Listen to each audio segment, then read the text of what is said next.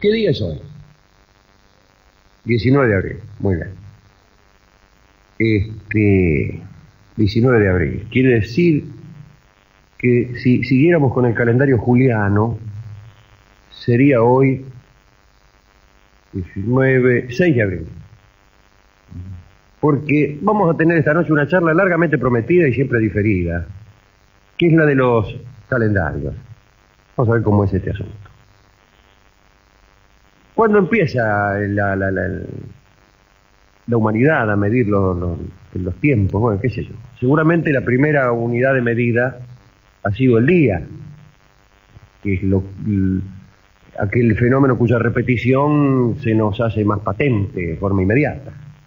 Todos los días sale el sol, bueno, medimos los días. Pero hay que reconocer que los días no sirven para establecer con exactitud periodos más o menos prolongados. Digamos, el hombre primitivo, ¿cuánto viviría? 30 años. La gente se moría mucho en la prehistoria, dicen, ¿no? Y 30 años son unos 11.000 días. Son demasiados como para contar una vida en esos términos. Y yo creo que la otra unidad de medida más fácil que viene inmediatamente es el mes. Porque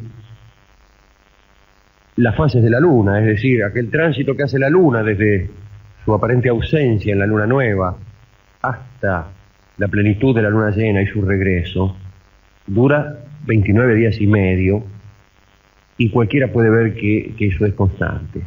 Seguramente el mes ha sido la segunda unidad de medida utilizada por los hombres en los albores de la historia. ¿Y para qué le servía? Bueno, ahora ya se podían medir los periodos prolongados un poco mejor. Así un hombre vive, no 11.000 días, 350 meses. No está mal. Algunos tienen una teoría con respecto a esto. Dicen que los años bíblicos que han vivido los viejos patriarcas son en realidad meses. Por ejemplo, Matusalén, paradigma de longevidad, pues decían que había vivido 969 años. Si fueran meses no estaría mal, son 70 y tantos años, que para aquella época sería muchísimo, ¿no? Porque la gente, como digo, se moría con más frecuencia que ahora.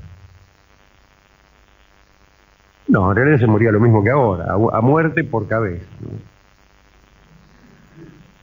Pero bien, resulta que hasta que no aparece la agricultura, esto del mes mucha importancia no tiene, pero después los tipos empiezan a sembrar, y hay que sembrar más o menos en cierta época, porque usted si siembra en una época las plantas crecen, y si no crecen, entonces hay que contar bien los meses. Y para contarlos surgen castas especializadas, casi siempre los sacerdotes, que son los que están encargados de medir el tiempo, y lo hacen con mucha rigurosidad, pero también con mucha solemnidad. De modo tal que mezclan la medición con rituales, ceremonias complicadísimas, a cuyo defecto atribuían las calamidades que sobrevenían. Cuando se atrasaba la inundación, cuando las lluvias no aparecían, pues los sacerdotes suponían que era porque las ceremonias no habían sido realizadas con la rigurosidad necesaria. Y ahí empiezan a contar el tiempo mejor, y ahí empieza el año. Porque es en realidad en el año donde empiezan, donde se ven las estaciones. Pero vamos a ver qué pasa con el año lunar, que es el primero que hay. El año lunar tiene 12 meses lunares, ¿no? En la actualidad, el único grupo humano importante que utiliza y que sigue contando sus años con el calendario lunar es el de los musulmanes, cuyo año tiene 354 días y pico. Fenómeno. Pero, ¿qué pasa con el año lunar? Que como tiene 11 días menos que el año solar, los periodos de siembra, es decir, se van atrasando cada vez.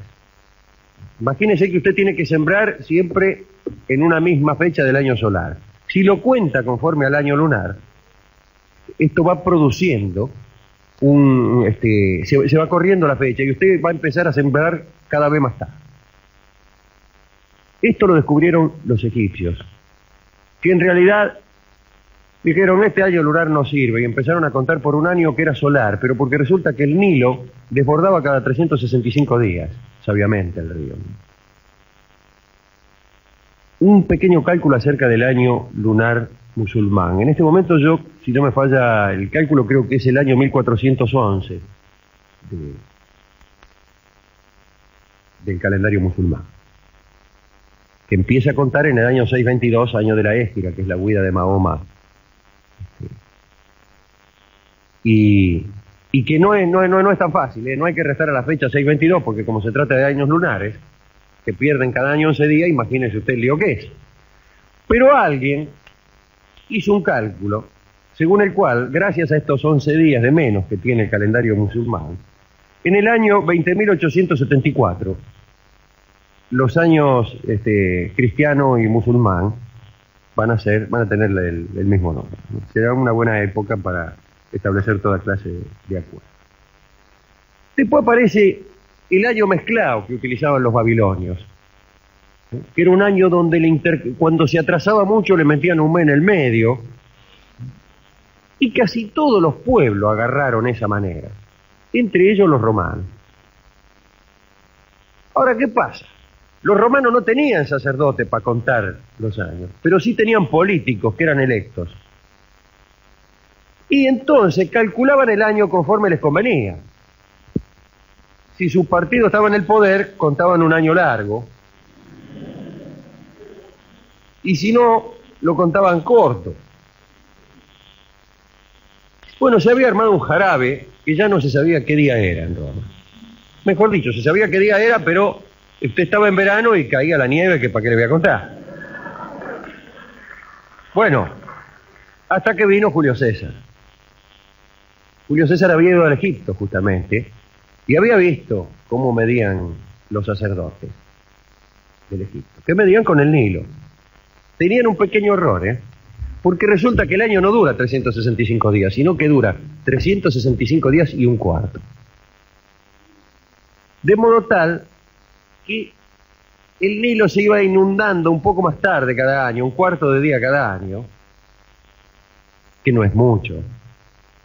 Pero resulta que en 1461 años ya se recorría todos los días y volvía a inundarse el mismo día.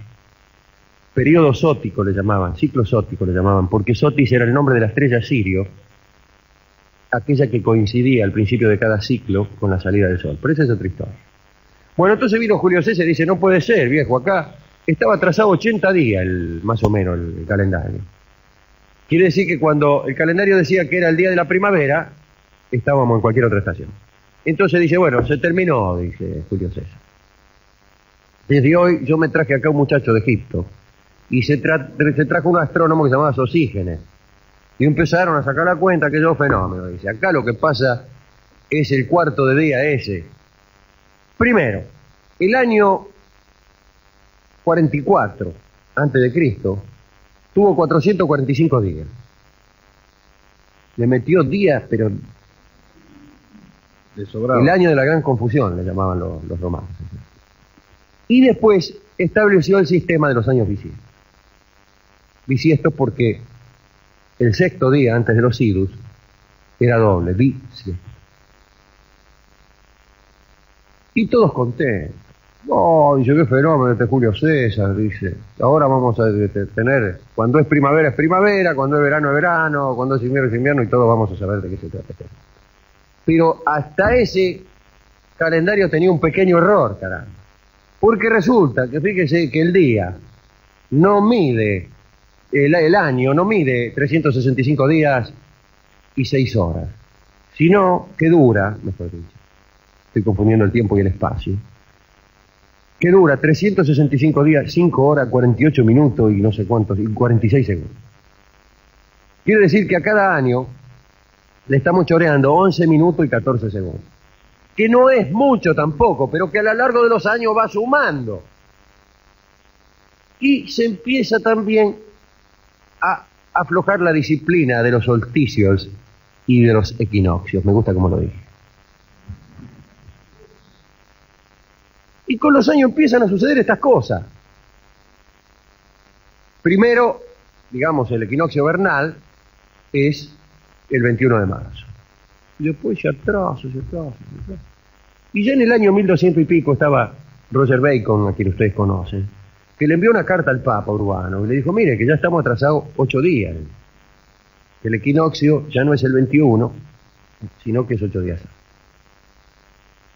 Y el Papa no le hizo caso, pero en 1582, mucho después, otro Papa, Gregorio, se aviva del asunto, cuando ya el atraso tenía 11 días, o 10 días. ¿Y qué hace? El 5 de octubre de 1582 lo hace 15 de octubre. Así que la gente se fue a dormir un 4 de octubre y se despertó el 15. Lo cual es maravilloso, ojalá se pudiera hacer así. Pero eso fue lo que hizo Gregorio. Fenómeno. Qué bien, dijeron todos. Pero no todo, porque ¿qué pasaba? En 1582 en Europa había un jarabe que para qué le voy a contar, la guerra de las reformas religiosas. Entonces algunos estaban en contra de la autoridad del Papa y preferían responder a un calendario pagano e ineficaz que no hacer caso a lo que decía el Papa. Y así es que todo el norte de Europa no acató lo que decía el Papa. Y mientras en un lugar era 15 de octubre, en el otro seguía siguiendo tranquilamente 5 de octubre. Y había 10 días de diferencia. Por eso la muerte de Shakespeare y de Cervantes, que siempre se dice que fueron el mismo día, no fueron el mismo día, porque Inglaterra tenía todavía 10 días de atraso. En el año 1700, los Países Bajos y Alemania adhieren a al nuevo calendario. Recién Inglaterra y sus colonias en 1752. Recién los países del este, después de la Primera Guerra. Ya le agregaron 13 días, ya no eran 11, eran 13. Después de la Primera Guerra es cuando la Unión Soviética adopta el calendario gregoriano. Antes todavía seguía funcionando con el mismo calendario de Julio César. Hoy todavía, algunas iglesias del este, algunas iglesias ortodoxas, siguen con el calendario juliano, y es así, es por eso, ustedes habrán leído en algún lugar, que la Navidad se celebra, por ejemplo, en Armenia, el 6 de enero. Porque todavía es el viejo y antiguo calendario de don Julio César. ¿Qué hizo con esos minutitos el Papa Gregorio, además de suprimir 10 días? Bueno, resolvió que los fines de siglo, que obviamente son divisibles por 4, solamente uno de cada 4 sea bisiesto. Y entonces no va a haber problemas por lo menos hasta el año 5000, lo cual nos llena a todos de muchísima tranquilidad. Una última recordación, que es el calendario de la Revolución Francesa, que el año empezaba el 22 de septiembre. Otro día que me acordé que le cuente por qué el año empieza el 1 de enero y no, por ejemplo, el 7 de marzo. Bueno, antes de una semana le voy a hacer todo. Hasta ese año de 1752 en Inglaterra y sus colonias, el año empezaba el 25 de marzo. El calendario de la Revolución Francesa, que yo me lo aprendí hace mucho como si fuera un equipo de fútbol, más un suplente, empezaba el 22 de septiembre e incluso los meses tenían otros nombres. Se llamaba, qué sé yo, vendimiario, brumario, primario por las escarchas. Los otros, obviamente, vendimiario por la vendimia y brumario por las brumas. Después venía nivoso, pluvioso y ventoso, cuyo significado es más o menos obvio. Germinal, floreal, por Floreal Ruiz, el cantor. Y pradial. Y después mesidor, termidor, que es el mes del calor. Claro. Es el mes del calor. Por eso hay que tomar vino. Claro. Y fructidor, que era el último mes, el mes de los frutos. Pero ese calendario no salió nunca de Francia y duró apenas unos 10, 12 años. Y Napoleón lo tuvo que suspender en su funcionamiento porque la gente no le hacía caso. Es como aquí cuando le cambian el nombre a una calle. Y la gente le sigue diciendo de cualquier manera. Esto es lo que tenía que decir sobre la fecha de hoy, 6 de abril según el calendario juliano, de 1411 según el calendario musulmán. Y habría que sacar la cuenta en qué año estamos, según el calendario griego, que empezaba con la primera Olimpiada, según el calendario Seleucida, que empezaba con una batalla de Alejandro Magno. ¿Usted sabe quién fue el que puso los años tal cual los contamos ahora? Carlomagno, en el año 800 y algo. Fue el que impuso esta manera de contar los años a partir del nacimiento de Cristo. Hasta ese momento no era esa la manera de contar los años. Curioso, ¿no? Curioso.